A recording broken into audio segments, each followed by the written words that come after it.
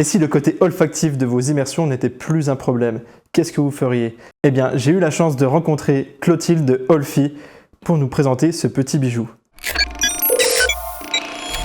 Salut Clotilde, enchanté. Est-ce que tu peux me présenter Olfi?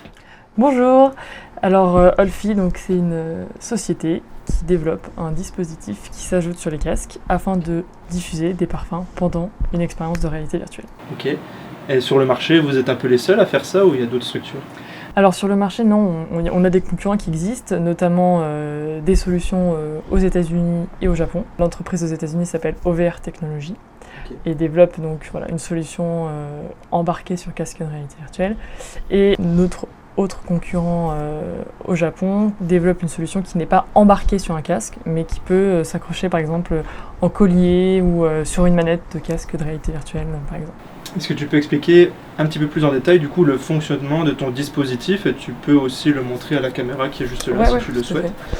Donc en fait notre dispositif fonctionne avec des capsules de parfum qu'on va recharger.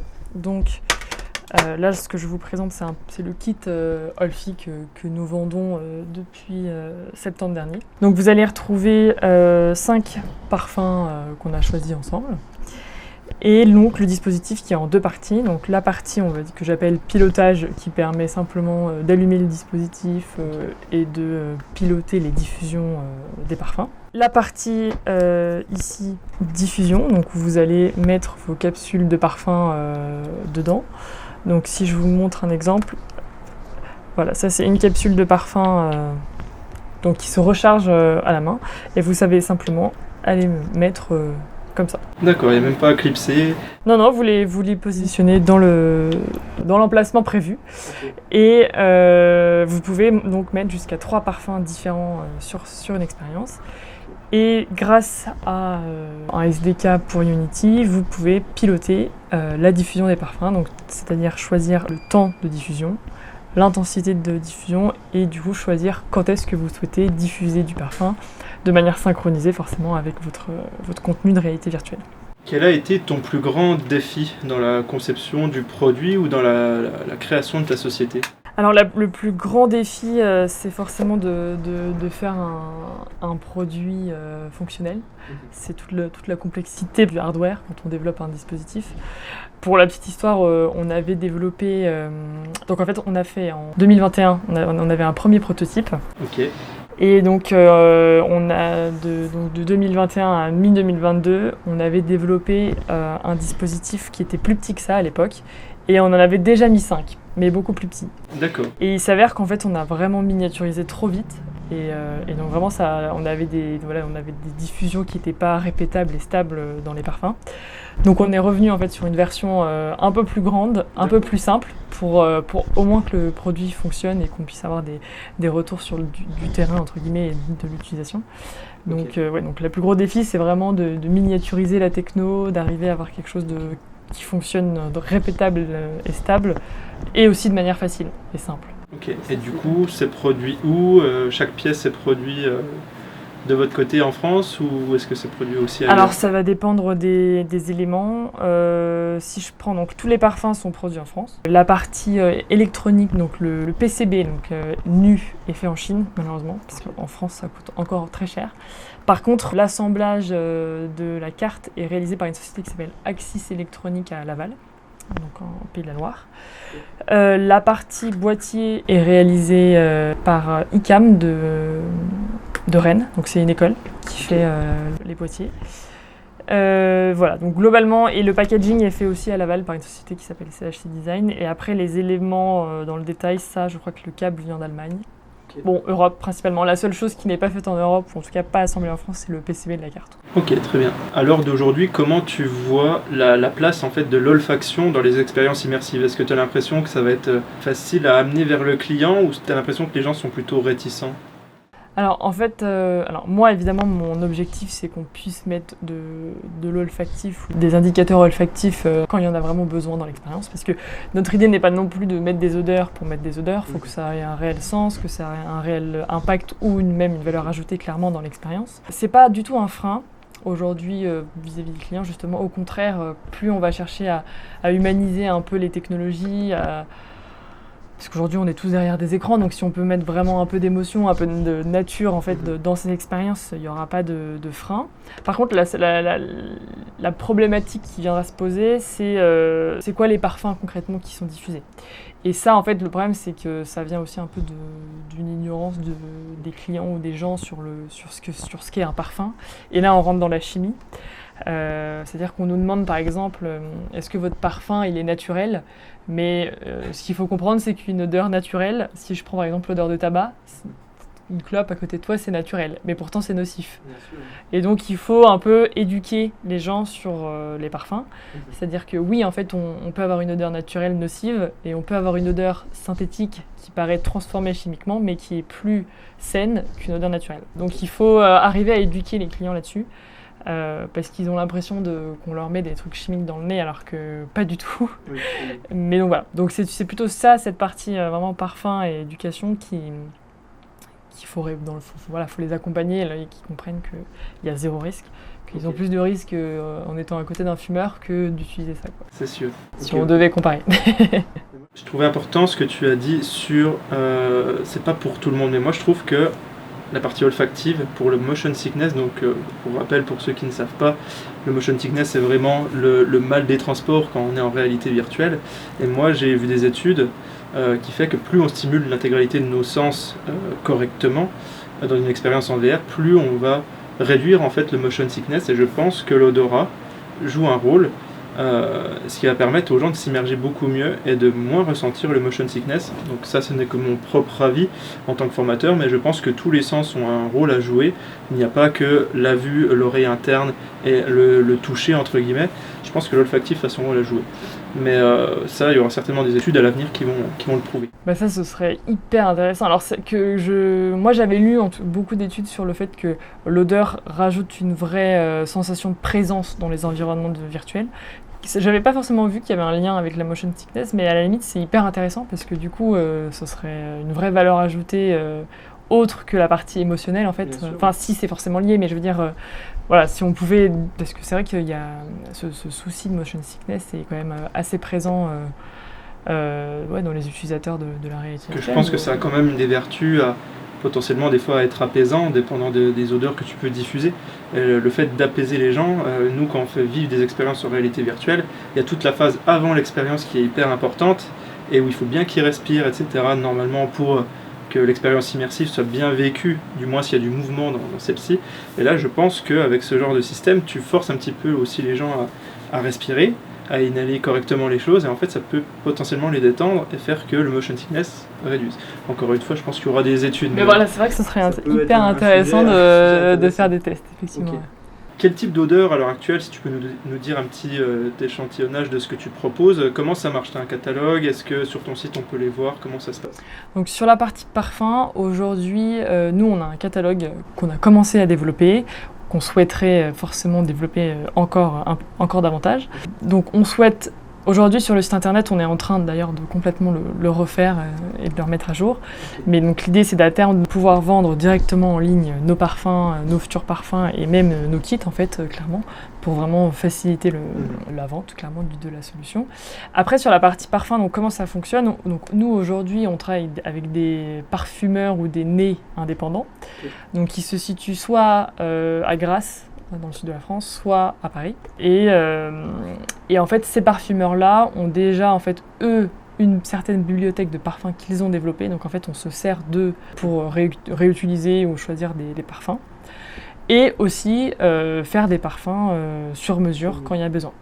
Donc après, en termes de grands domaines d'odeurs, donc on va forcément retrouver tout ce qui va être fleurs, naturel, ambiance, forêt, des choses comme ça. Okay. Et après, on a des besoins très spécifiques sur des odeurs plus industrielles, qu'on va retrouver plutôt dans des formations en réalité virtuelle, où on va former, je sais pas moi, des pompiers. Donc là, on va retrouver des odeurs de feu de bois, feu de plastique. Donc c'est vraiment des odeurs très spécifiques, de gaz même d'ailleurs. Là, on va former normalement dans pas très longtemps des marins dans leur futur environnement de travail. Donc là, c'est limite plonger ton la personne dans son futur environnement de travail.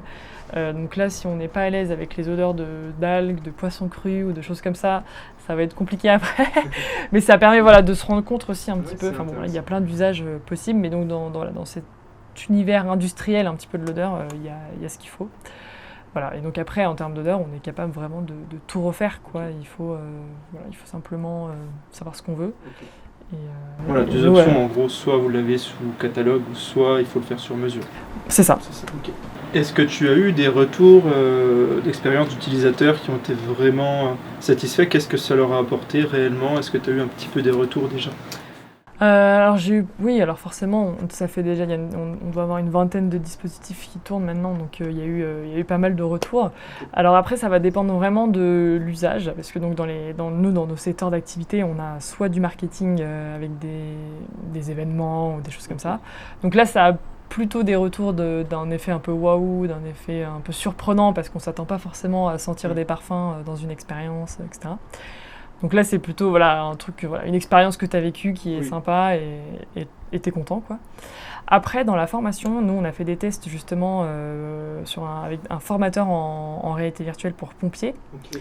Et donc là, les retours qu'on a, c'est un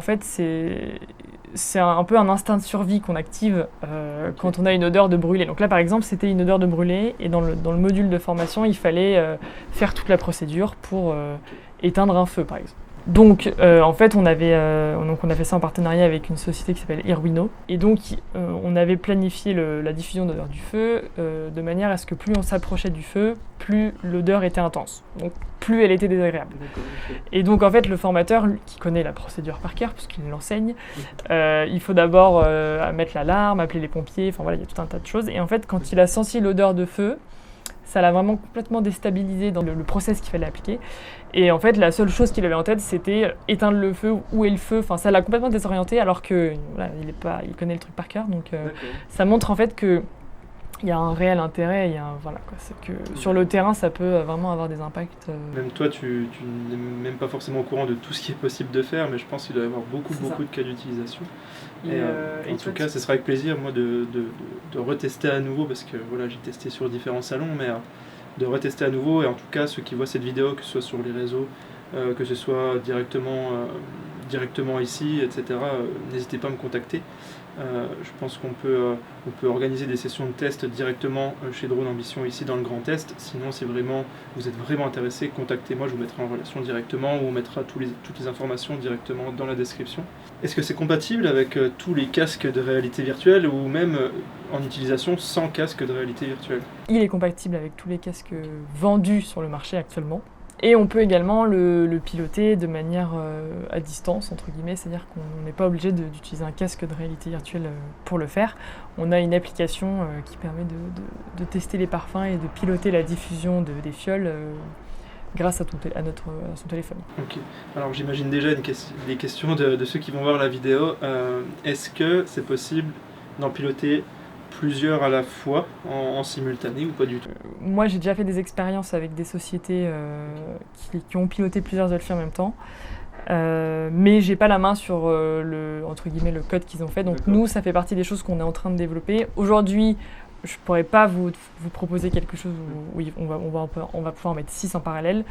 Il faut qu'on ajuste justement le SDK pour qu'ils puissent reconnaître le nombre d'Olfi qui sont présents sur le réseau.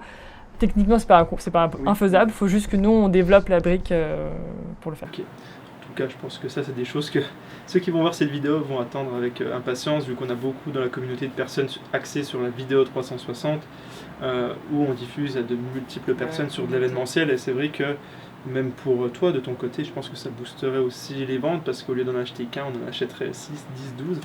Et là, ça deviendrait un peu plus intéressant. Alors, on va peut-être parler, du coup, tant qu'on y a, du prix, qui ne doit pas être un frein. Alors, combien coûte le dispositif? Combien coûte cette petite mallette? Donc là, aujourd'hui, le kit, il est à 1 550 €. Donc ça comprend vraiment les 5 parfums d'échantillon, le dispositif, toute la documentation et les SDK qui vont avec, toute la partie intégration, application. Okay. Et ça comprend aussi 2 heures d'accompagnement où en fait moi je prends le temps avec vous de vous montrer comment ça marche, d'être sûr que vous ayez bien tout en main pour que vous soyez autonome derrière. La petite dernière question, quelles sont tes perspectives dans 5 à 10 ans Où est-ce que tu te vois, où est-ce que tu vois ta société? Alors nous, notre objectif, c'est vraiment un petit peu d'être le leader de l'olfactif dans les technologies immersives de manière vraiment large. Donc aujourd'hui, on a un dispositif qui s'utilise sur les casques de réalité virtuelle, mais demain, l'idée, c'est de pouvoir continuer à développer des solutions qui ne soient pas forcément que pour la réalité virtuelle. Il y a plein d'autres supports digitaux, digital aussi, de contenu qu'on peut utiliser et sur lesquels on peut mettre des odeurs. Donc, on peut se dire pourquoi pas demain sur la télé avoir des odeurs en fonction de ce qu'on voit, en fonction des pubs. Enfin voilà, donc en fait l'idée nous c'est vraiment de démocratiser ce qu'on appellerait l'olfactif digital, quoi, enfin quelque chose comme ça. Pour voilà, donc alors après à quelle vision, c'est un peu dur aujourd'hui de dire que dans 5 ans on aura X produits qui feront ça, mais c'est l'objectif, c'est vraiment de pouvoir développer plusieurs produits qui pourront s'adapter à plusieurs contenus. Et on aimerait aussi développer une plateforme qui soit un petit peu comme le iMovie de l'olfactif, c'est-à-dire qu'on puisse créer des scénarios olfactifs que l'on peut intégrer sur n'importe quel contenu, que ce soit une vidéo YouTube, que ce soit une vidéo, une visite virtuelle, peu importe le contenu, qu'on puisse créer des scénarios, changer les odeurs, enregistrer des scénarios, enfin voilà, qu'on puisse vraiment, comme des films, quoi. De belles perspectives d'avenir, c'est super. Bon, merci à toi pour le temps que tu as passé à venir ici dans le Grand Est, dans les Vosges, et à faire cette petite interview. J'espère que ça vous a plu de votre côté. N'hésitez pas à me contacter ou à contacter directement Clotilde ou une personne de son équipe. On va essayer de mettre tout ce qu'il faut dans la description. J'espère que vous avez appris plein de choses. Je vous dis à très bientôt pour de nouvelles vidéos. Au revoir Clotilde, merci. Au revoir Jordan, merci beaucoup. Merci. Eh bien j'espère que cette petite interview vous aura plu. N'hésitez pas à retourner sur notre site internet digital-ambition.fr. Sur la section Immersive Ambition, vous verrez toutes nos formations qui sont dispo comme d'habitude. Merci à vous et à bientôt.